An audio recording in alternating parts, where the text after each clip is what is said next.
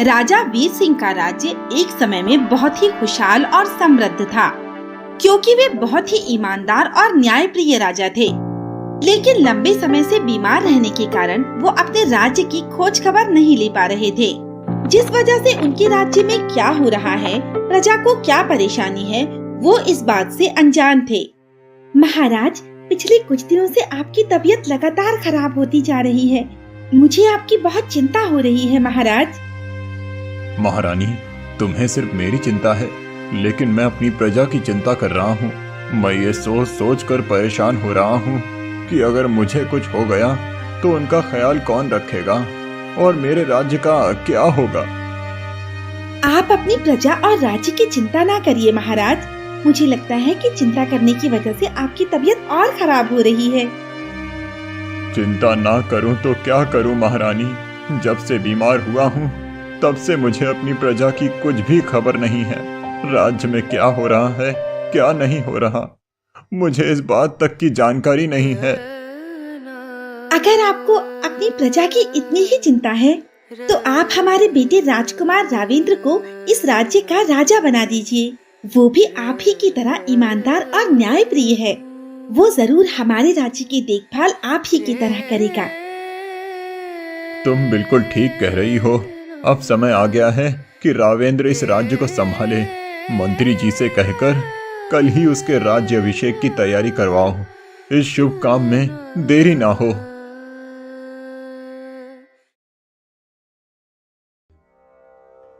महाराज, मेरी राय में राजकुमार रावेंद्र को राजा ना बनाया जाए। इसी में राज्य की भलाई है। आप ऐसा क्यों कह रहे हैं महामंत्री जी? मैं ऐसा इसीलिए कह रहा हूँ क्योंकि राजकुमार अभी बालक हैं। उनमें इतनी समझ नहीं है कि वो प्रजा की भलाई के लिए सही निर्णय ले सकें। आप चिंता न करिए महामंत्री। राजकुमार सभी निर्णय अपनी सूझबूझ से ही लेंगे। जिस प्रकार आप सब अब तक हमारी सहायता करते आए हैं, ठीक उसी प्रकार से हमारे बेटे रावेंद्र की भी सहायता करना। आज पूरे 1 महीने हो गए, लेकिन अब तक राज दरबार में कोई भी व्यक्ति शिकायत लेकर नहीं आया। इसका मतलब हमारे राज्य में सब कुछ सही चल रहा है। हमारी प्रजा को किसी तरह की परेशानी नहीं है। आप बिल्कुल सही कह रहे हैं महाराज। लेकिन महाराज, लेकिन वेकिन कुछ नहीं। महाराज के राज्य में प्रजा खुश है और वो एक अच्छे राजा हैं।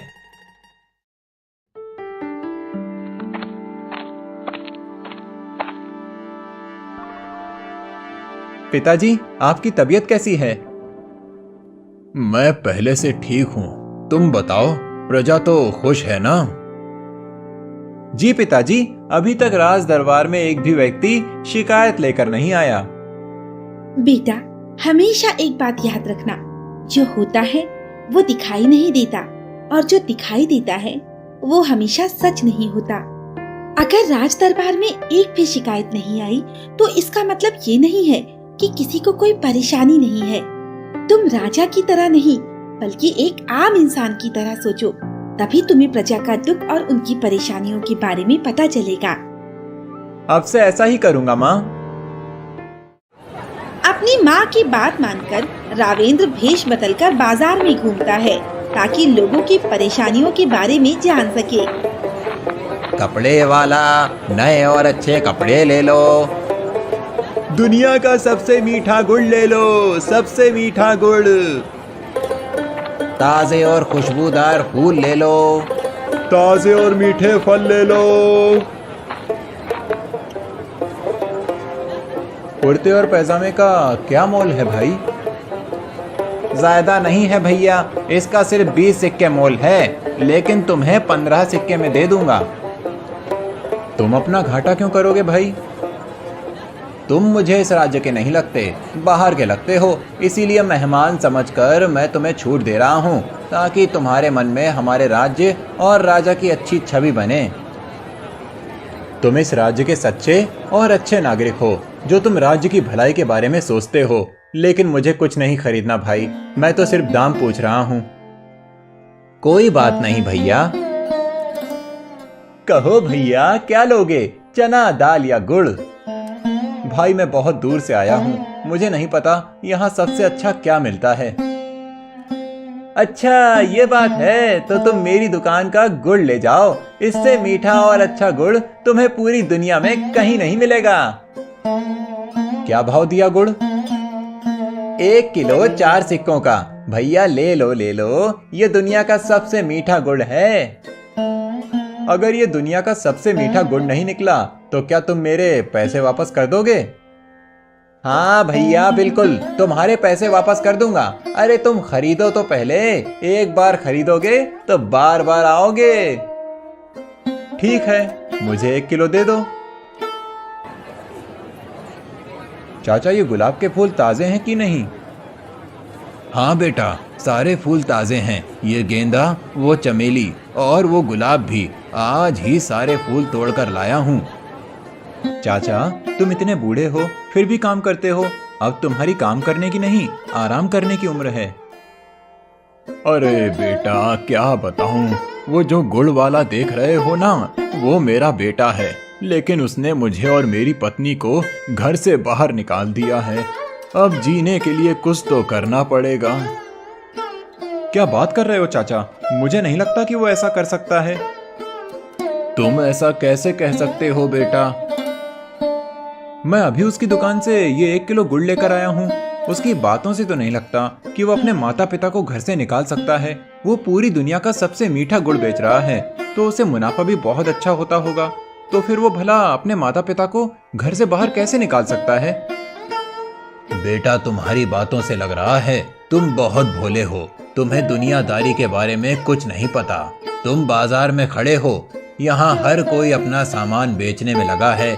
उसे सिर्फ अपने मुनाफे से मतलब है। फिर चाहे वो झूठ बोलकर ही क्यों ना कमाया जाए, उसने तुम्हें झूठ बोलकर ये गुड़ बेचा है।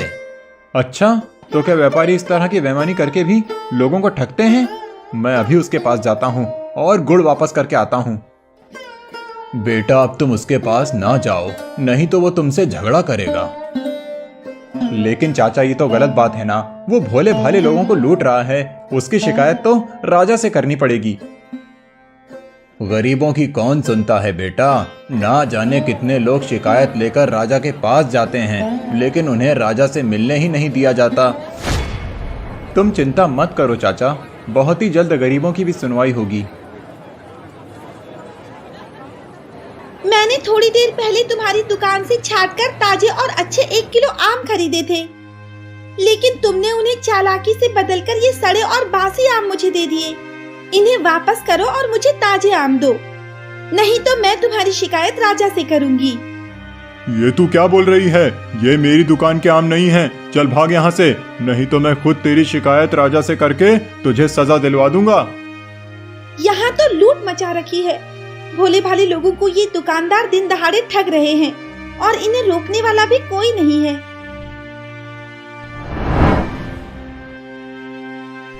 पिताजी, आज मैं अपने राज्य के बाजार में गया था। तुम वहां से क्या लाए? पिताजी, मैं बाजार से बहुत कुछ लाया हूँ, जिसमें राज्य के बेईमान व्यापारियों से परेशान होती प्रजा की जानकारी और ये 1 किलो गुड़ भी शामिल है।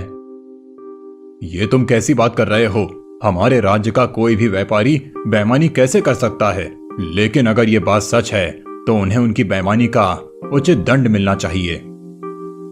अगर हमारे राज्य के व्यापारी बेईमानी कर रहे हैं, तो फिर राज्य का कोई भी व्यक्ति उनकी शिकायत लेकर राजा के दरबार क्यों नहीं आया? माँ, मुझे ये भी पता चला है कि कोई ऐसा व्यक्ति है जो उन लोगों को हम तक पहुँचने से रोक रहा है। अगर ये बात सच है तो फिर हमारे पूरे राज्य में बहुत सारे बेईमान होंगे जो भोली भाली प्रजा को लूट रहे होंगे और उनके बारे में हम कुछ नहीं जानते।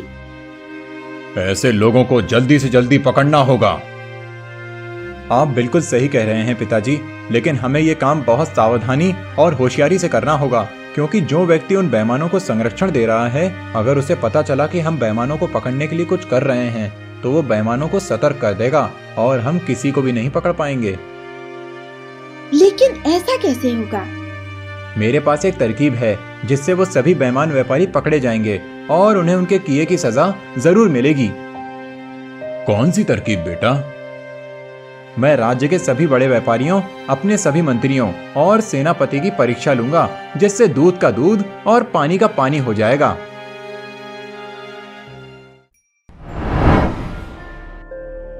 जब से मैं इस राज्य का राजा बना हूँ, तब से अब तक मेरे पास राज्य का कोई भी व्यक्ति किसी भी प्रकार की शिकायत लेकर नहीं आया। इसका मतलब है कि राज्य के सभी व्यापारी पूरी ईमानदारी से काम कर रहे हैं, सभी मंत्री प्रजा की भलाई के लिए काम कर रहे हैं और सूबेदार कानून व्यवस्था अच्छे से संभाल रहे हैं। इसीलिए मैं सभी को इनाम देना चाहता हूँ। आपकी क्या राय है महामंत्री विनय जी? महाराज, बहुत अच्छा विचार है। तो फिर आप ही बताइए, इस राज्य में सबसे ईमानदार कौन है? वो तो मैं ही हूँ महाराज। नहीं महाराज, मैंने पूरी ईमानदारी से कानून व्यवस्था संभाली है। आप भी तो कुछ बोलिए मंत्री गोपाल जी। आपका विचार बिल्कुल सही है महाराज, लेकिन सब यही कहेंगे कि वही सबसे बड़ा ईमानदार है। इसीलिए मेरी राय में सबकी ईमानदारी की परीक्षा होनी चाहिए।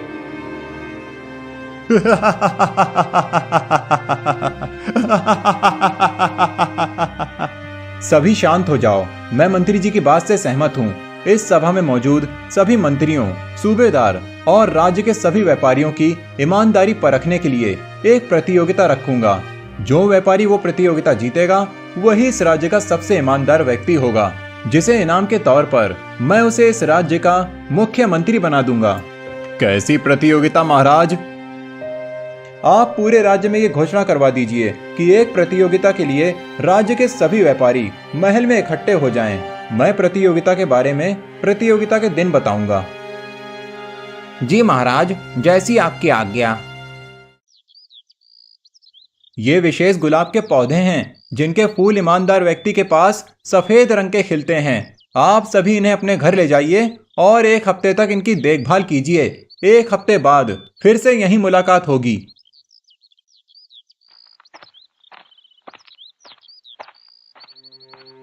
कहीं तुम पगला तो नहीं गए हो? दिन रात इसी पौधे के सामने बैठे रहते हो। इसे देखने से क्या होगा? ये पौधा हमारी किस्मत की चाबी है। बस इसमें सफेद गुलाब खिल जाए, फिर मैं इस राज्य का मुख्यमंत्री बनूंगा। ठीक है, तुम ऐसे ही पागल बने रहो। मैं तो चली अपना काम करने। बेटा दास, देखना, तेरी ईमानदारी का सफेद फूल जरूर खिलेगा। माँ, मैं तो बस इसकी सेवा कर रहा हूँ। फूल खिले या ना खिले, ये तो इस पौधे पर निर्भर करता है। हाँ बेटा, बस ईमानदारी से इसकी सेवा कर, तुझे अच्छा ही फल मिलेगा। राजा ने जिन जिन को भी गुलाब के पौधे दिए थे, वो सभी उनमें सफेद गुलाब खिलने की उम्मीद में उनकी अच्छी तरह से सेवा करते हैं। लेकिन एक भी पौधे पर सफेद गुलाब नहीं खिलता। सभी पौधों पर सफेद गुलाब आते हैं। माँ सुनो ना। हाँ बेटा, बोल, सब ठीक तो है ना? माँ, लगता है इस पौधे पर लाल कली खिली है। तो क्या हुआ?